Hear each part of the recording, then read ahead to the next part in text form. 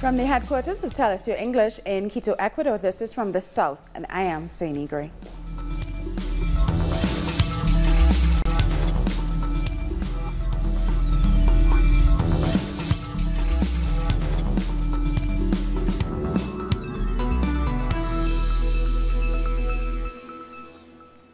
Costa Rica has voted decisively in favor of a progressive president. They have elected Carlos Alvarado of the Citizens Action Party.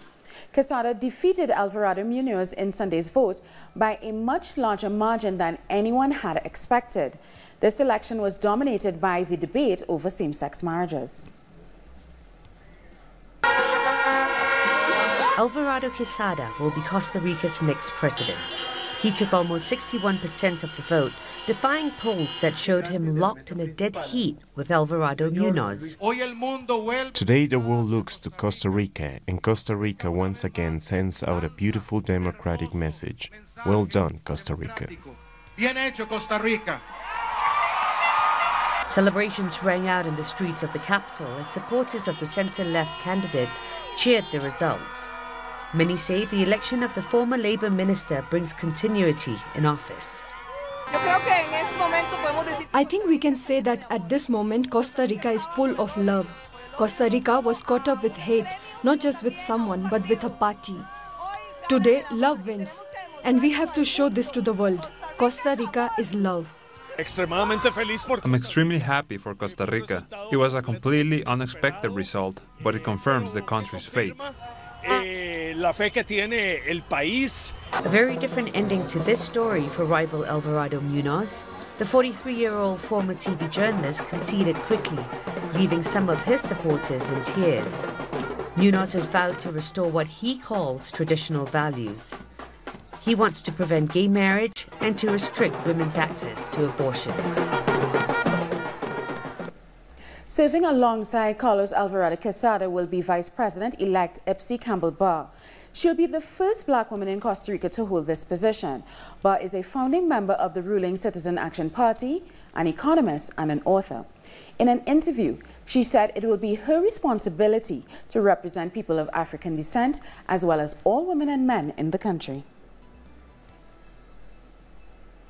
Earlier, we spoke to the independent journalist Gustavo Foch about the election results and the importance of Costa Rica electing its first black vice president. It's really a breaking point in our history, not only because of her election, but because of the whole debate regarding human rights and many of the elements that were at stake in these elections, during these elections, was national identity. So the fact that an African American woman is today the vice president virtually is very, very significant, and it tells you a lot about what Costa Ricans think of themselves and how they're still building their own national identity.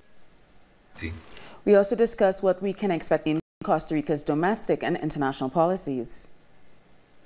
In terms of international policy, he has already announced that he's going to oppose, for example, the Pacific Alliance trade agreement. He's going to try to not promote these free trade agreements, which have been devastating for Costa Rican agriculture and for Costa Rican industry.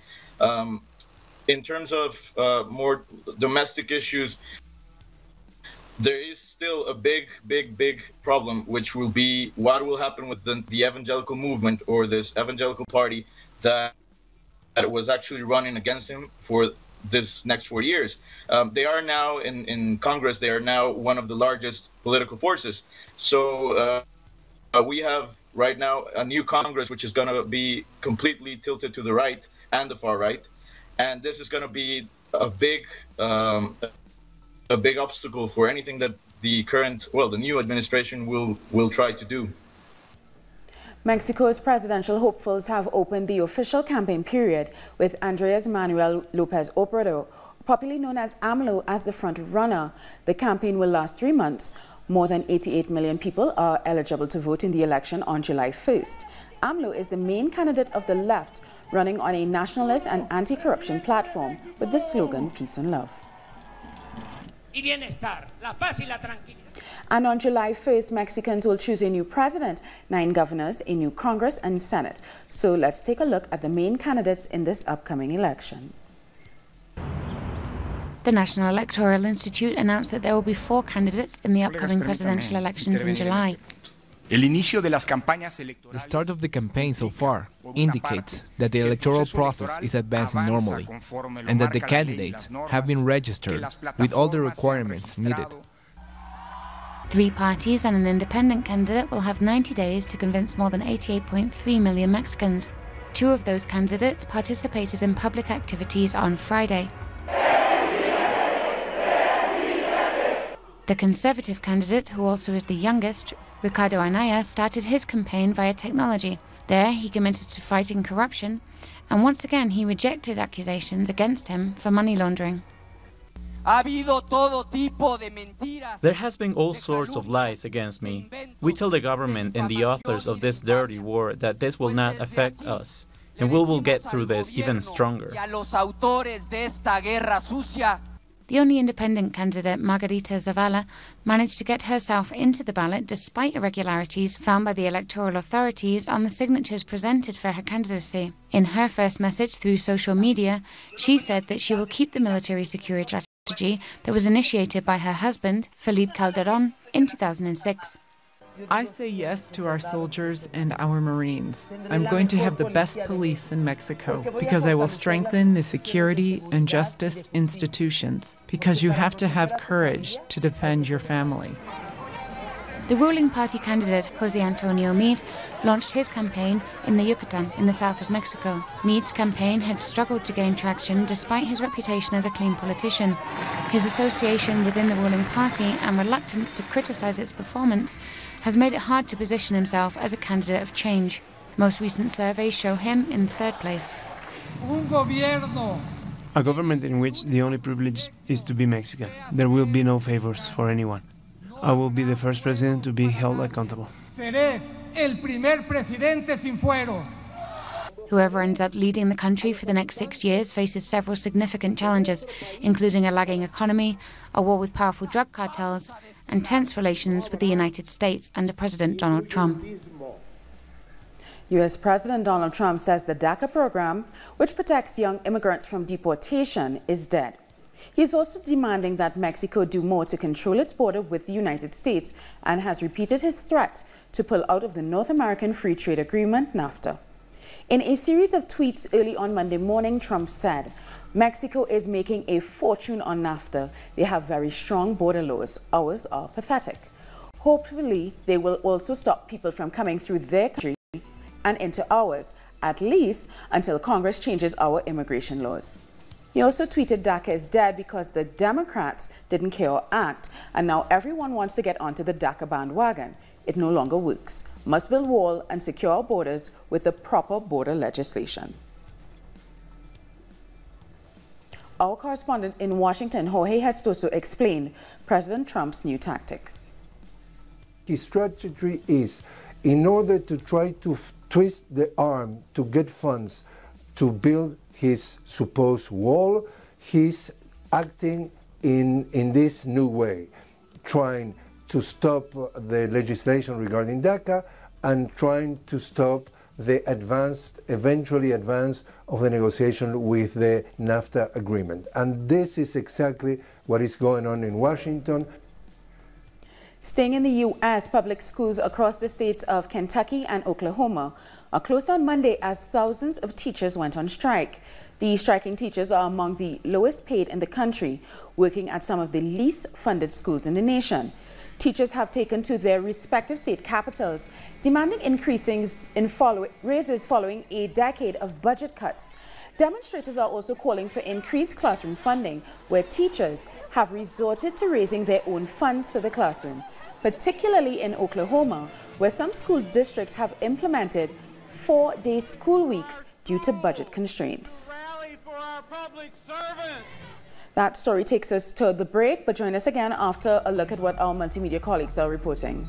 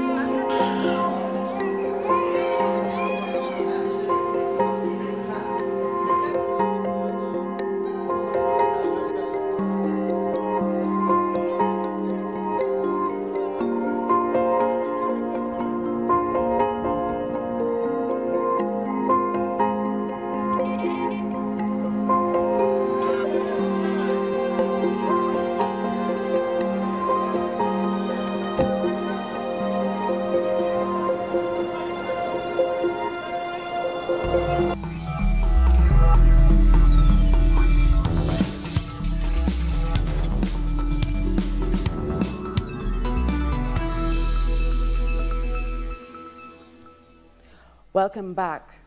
There was a packed house in Rio de Janeiro's Flying Circus venue as Brazil's left, including former President Lula da Silva and leaders of the Socialism and Liberty Party, united demanding justice for Marielle Franco and Anderson Gomes, who were assassinated alongside her in March. The event pays homage to the councillor and calls for a thorough investigation into the murders of Franco.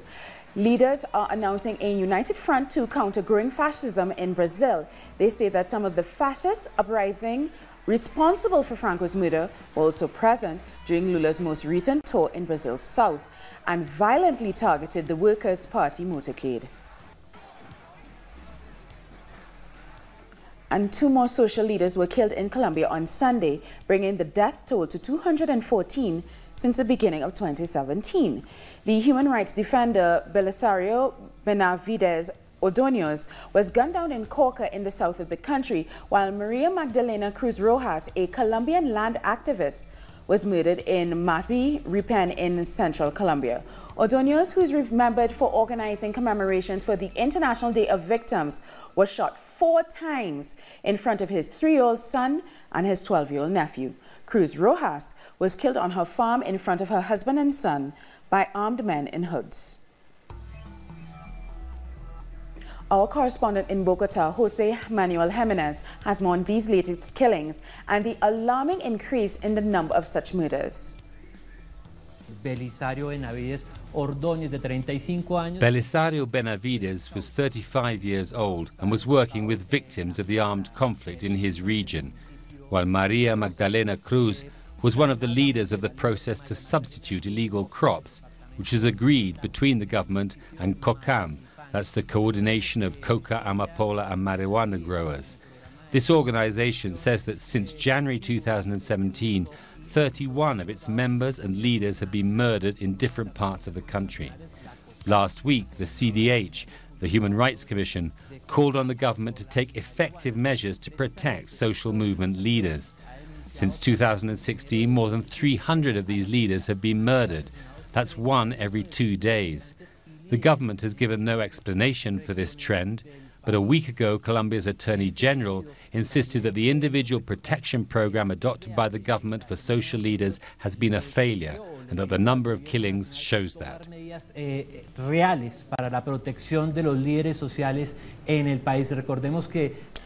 And the former dictator of Guatemala, Efrain Rios Mort, has been laid to rest in the capital, Guatemala City.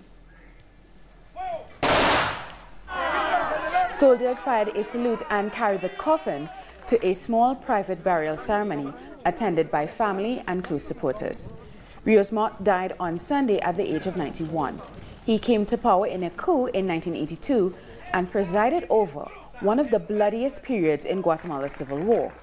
In all, some 200,000 people died, many of them from indigenous communities, and over 90% at the hands of the military and its militias. Without a doubt, he was the greatest military and political leader this country has had in the last century. Guatemala loses a great man today, no doubt. Protesters also came out to mark the passing of Rios Mort. They included relatives of some of those who died under his rule.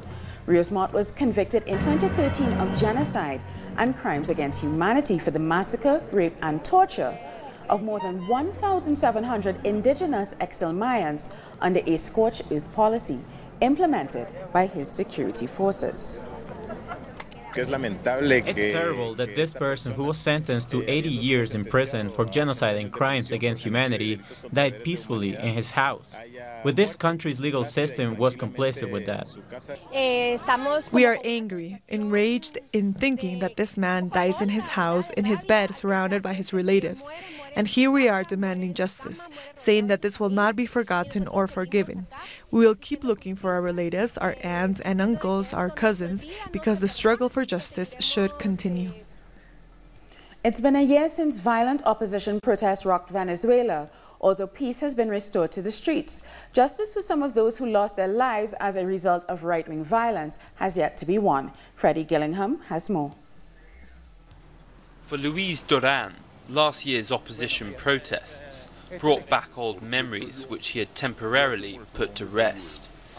It was on this very crossroads in eastern Caracas, back in 2014, that his son, Elvis, aged just 29 years old, was decapitated. The first call I received, I said to his twin brother that they said his brother was killed.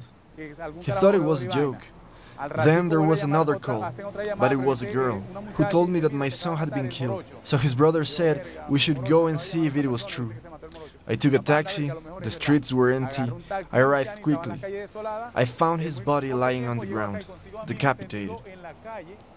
Venezuela's violent opposition protests, better known as the Garimbas, saw a surge in 2014.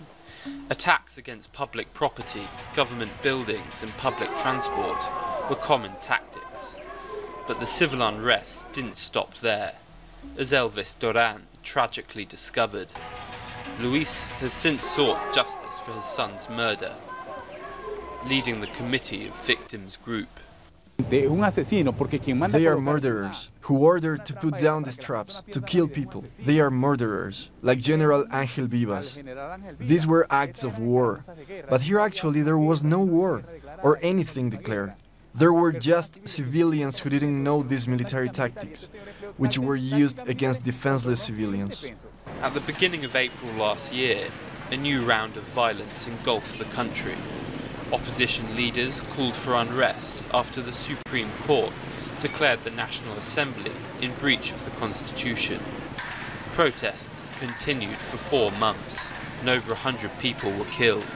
Scenes in this part of Caracas were very different at around this time of year last year. Peace has been restored for now, but the scars of those terrible months will certainly take a long time to heal. However, the opposition's violence has not paid off. Much of their ability to mobilize their support has diminished against what they call a fraudulent presidential election. Only a handful turned up. Still, many of those who organized the Garimbas remain at large. Very few have been prosecuted, and with many foreign governments clearly on their side, some of them certainly hope they can take to the streets once again. Freddie Gillingham, Telesur, Caracas. That story took us to the break, but join us again after another look at what our multimedia colleagues are reporting.